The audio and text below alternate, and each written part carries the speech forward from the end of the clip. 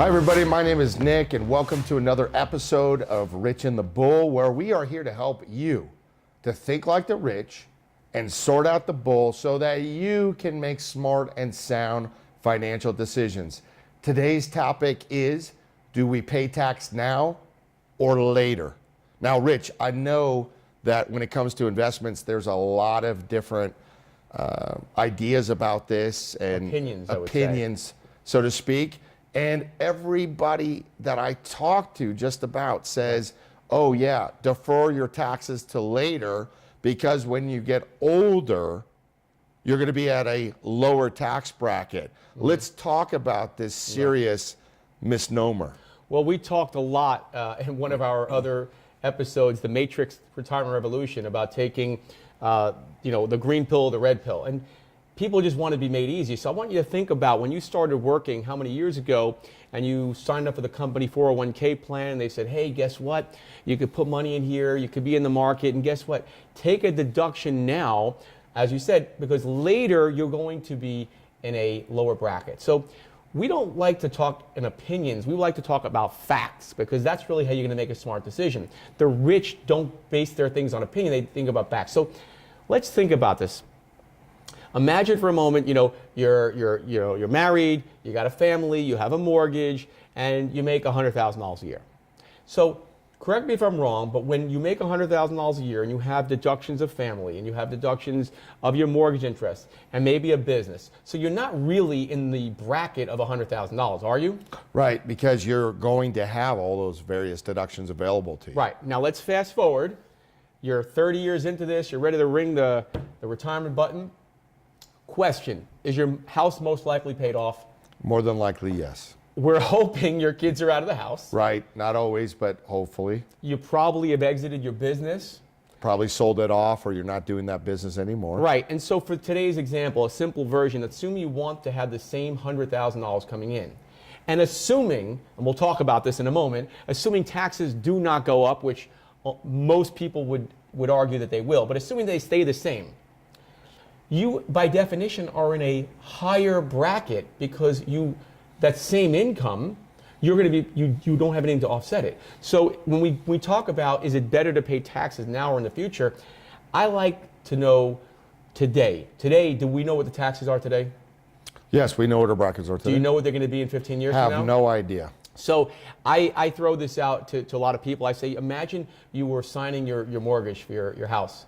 And they said, Nick, congratulations, you got this mortgage, you signed the paperwork, and you pick your head up and go, hey, by the way, what's the rate on my mortgage? And they said, listen, when you pay it off in 30 years, I'll let you know. That's nuts. And that is what people are exposed to. Let's just break down, and you can help us understand this. Let's break it down to some simple, what we call tax buckets. It really comes down to the following. You can either have investments where you pay taxes today. You could have investments where you pay taxes tomorrow, or you can have the investments which I love this one, where you can never pay tax. Now, if I ask this, when we do a lot of our speaking, we say, where would you have most of your money? And everybody invariably says, I want it in the never tax bucket. But guess what? Where do people have most of their money, Nick? And all the deferred programs. They have them in the tax now and tax tomorrow. So this would be like a regular brokerage account. Mm-hmm. This would be your IRA, your tax deferred account. And the reason why people have this, Nick, is very simple. It's because the people that they're getting advice from, right? Remember, does this look familiar? You're at your kitchen table at your house. They come in there and they're there to tell you about the one of two options that they have. Right. So they're not there to tell you about the impact and how much that's going to have affect your quality of retirement from taxes. That's not their role. A lot of them don't even know.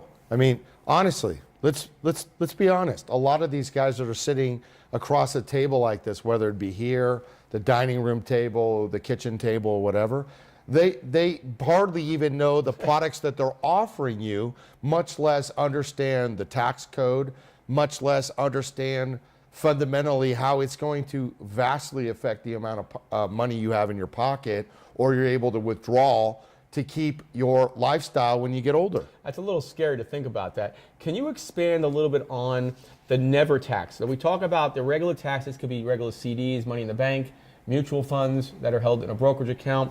tax tomorrow is any deferred account like your 401k, your 403b, your IRA, and we like tax deferral, but I'm going to come back to you in a moment to ask you whether it's better to pay tax or now or in the future. Share with us a little bit about the never tax bucket. Who's doing that? You deal with a lot of wealthy people, business owners, professionals, and the average Joe out there. Tell me what they're doing and why is it that they're, the light bulb's going off and saying, hey, now that I know this is an option, they're doing it. Well, the thing that you got to understand, number one, we're talking about not income tax, we're talking about tax on investments. Yes. Number one. Number two, you got to understand the difference between the ultra wealthy and the average Joe is that the wealthy create non-taxable events. While you can have some of the smartest, biggest investors out there in the world say, I don't care if taxes go up to 90% because what they're doing isn't on the table. Right. What they've done is they've taken that option to be taxed off the table, and regardless of what the tax brackets go up to, they have non-taxable events. It will not affect them. So talking about sticking money into a Roth, yeah, you can do that. It's after your income tax. You can put a smaller amount into it and you can invest and direct it. We like the Roth, except we're so limited.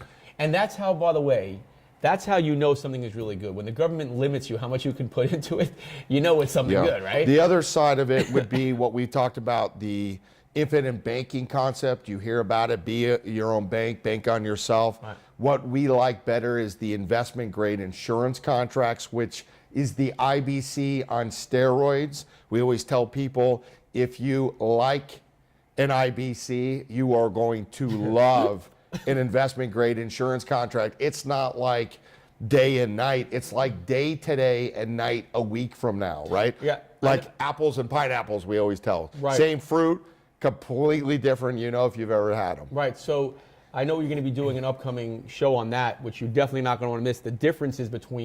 The stark differences between those two different plans. Help our audience understand the following. When you're doing planning for your clients, one of the key issues they're always asking is about tax planning. One of the shows that we did recently was talking about the secrets of Warren Buffett and how he does his. He understands how to invest money. We talked about he understands that the insurance companies have unique tax benefits. He doesn't love insurance companies. He loves what they can do, and about supercharging your retirement. And I would submit to you, right? If somebody's got a pile of money, $1 million in the tax tomorrow one, and they're going to pay some unknown tax rate, and someone can theoretically have, or not theoretically, actually have a lot less money in the never tax bucket, but have more income. Why is that?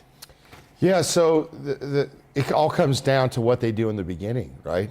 The choices that you make sitting at this table, who you decide to listen to, makes all the difference in the world with your outcome, right? And a big deal. I know that a lot of people, we get it all the time. Oh, I want to put money into my 401k. Why?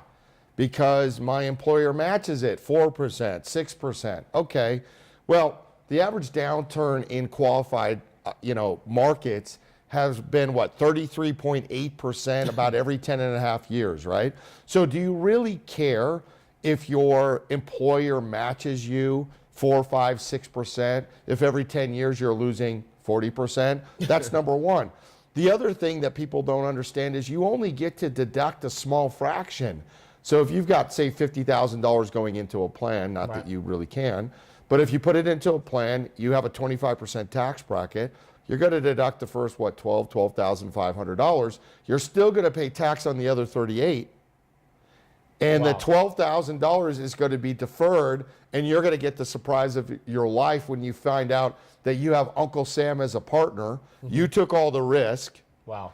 You put all the money in, and he's going to want half of it when you retire, when you're 70 and a half years old. That's crazy. And that's what people, right now we're seeing people come into this transition in their life, and they are getting freaked out. They didn't realize how dramatically it's going to affect now what they do. I've talked about this on many shows, is that the number one question we get for our clients when they say they're ready to take a distribution, our office tells them, would you like that distribution before or after tax. And it's the first time anybody's actually told them that. People are getting so killed on their distribution that they're actually coming to us and saying, hey, I've got to take this money. What can we do? I'm getting killed on taxes. And the answer is near nothing.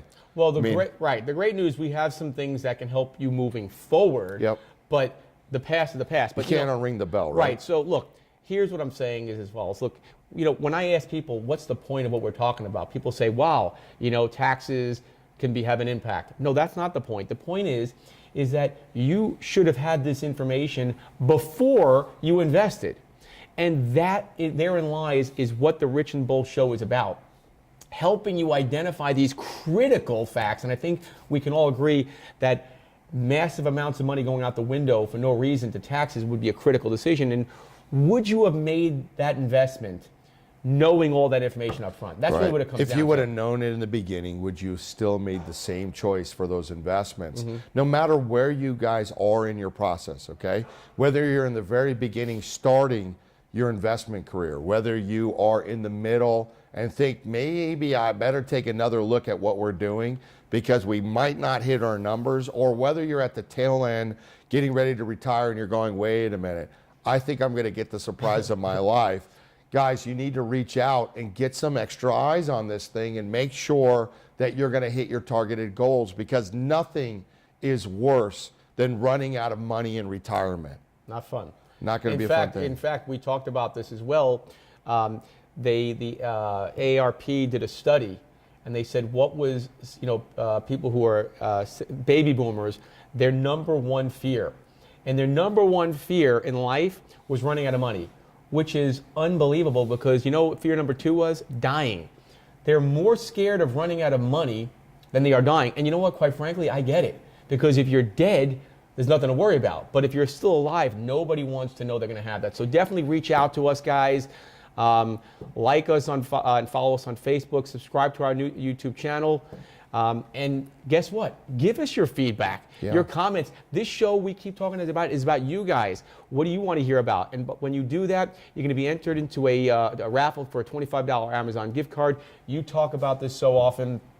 It's not about the $25 Amazon gift card, although I love Amazon. But it's about helping family and friends, because guess what? The only way they're going to know about it is like, the way you're learning about it as well. Stay tuned for our next episode. And guess what, guys? My friend Nick over here, the bull, he always says you got to take the financial bull by the horns, and don't mess with the bull, right? But do share this information with your family and friends. Guys, stay tuned for our next episode. Thank you for joining us. Thank you.